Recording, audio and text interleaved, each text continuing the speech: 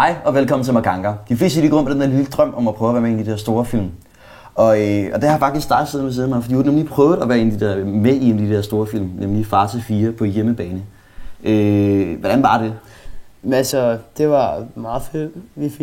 Jeg var bare statist. Jeg var ikke nogen stor roller. Jeg stod i baggrunden, men jeg fik gratis mad og drikkevarer og soft ice. Hvad var det, du lavede i baggrunden?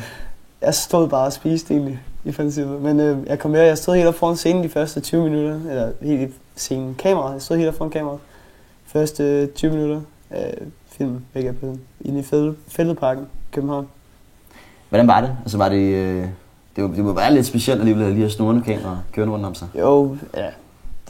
Der kørte ikke så meget rundt om det sted, for det meste stille der, hvor jeg var. Men det var lidt mystisk, jo.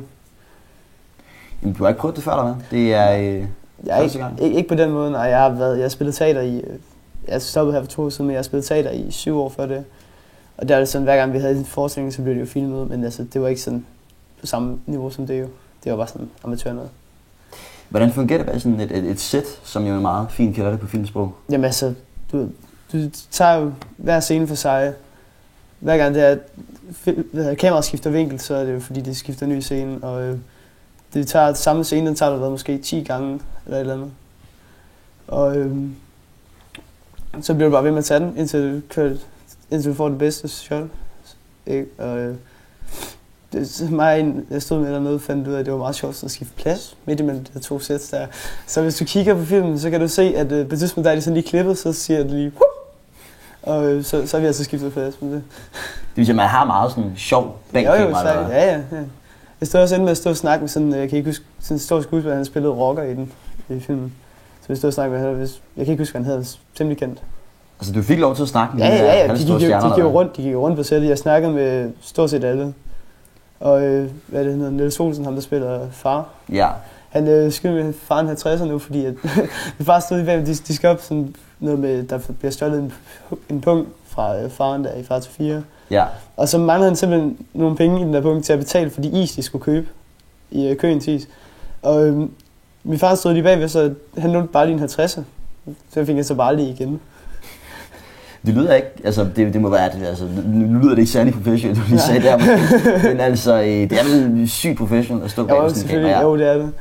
Hvor mange mennesker er der sådan? Altså de skifter jo selvfølgelig fra sted til sted, ikke? Men der hvor vi var, været omkring 100-150 mennesker. Hold da op. Jamen, altså hvor mange så man i filmen? Altså hvor mange man så af dem, der var med? Ja, altså også dem, der stod bag ved kameraet. De fleste, bortset fra dem, der styrede kameraet, og så dem, der er sminket, så tror jeg faktisk, så alle. Okay, det vil sige, at I var rimelig mange statister, eller hvad er det scene? Ja, vi var rimelig mange, ja. Hvor lang tid filmede I? Eller hvor lang tid var du med i hvert fald? Jeg var med i 2 dage. I 2 dage? Det var, egentlig så skulle jeg kun være med, det var lørdag søndag, vi filmede. Og egentlig så skulle jeg kun være med oprindeligt om lørdagen. Men så fik min far tilbud, fordi han også var med der, og de manglede nogle lidt ældre, om vi ikke ville blive en nat ekstra. Og så få nogle ekstra biografbilletter, som vi fik for at deltage i det. Så vi blev en ekstra dag. Din far var også med i ja, min far var med, det er det, jeg siger. Han var også bare statist? Ja. Okay. Han der mistede 50'erne. Hvordan kom du ind i alt det her? Det er helt fordi, jeg startede med, at jeg spillede skuespil rigtig snart, så min mor, hun havde hørt, at jeg godt ville med i film og sådan noget. Og så hun arbejder for noget, der hedder Syvkanten i Janderup. Og der fik de så et brev fra Nordisk Film om de manglede statister. Og den mail sendte hun så videre til mig, og så meldte min far sådan bare mig til. Og så tog vi derover, og så spurgte de, fordi min far var med derover. Jeg kunne ikke tage det ene derover, det er 2-3 år siden efterhånden, så jeg var omkring 11-12 år, tror jeg, eller 12-13. Så min far han blev spurgt, om han ikke også ville være med, fordi de manglede nogle ældre statister. Så lige så var vi 2 med derover. Nu siger du selv, at I filmede i 2 dage. Hvor lang tid var det klip i... Jamen altså, vi filmede fra klokken var 10 om morgenen, da vi startede, og klokken var 6, da vi sluttede. Okay. 6-8 stykker. Og så gik vi op og spiste aftensmad i byen. Og så det vil sige, at man skal gentage det, man gjorde i de klip her rigtig mange gange? Ja, for det meste, ja. Okay.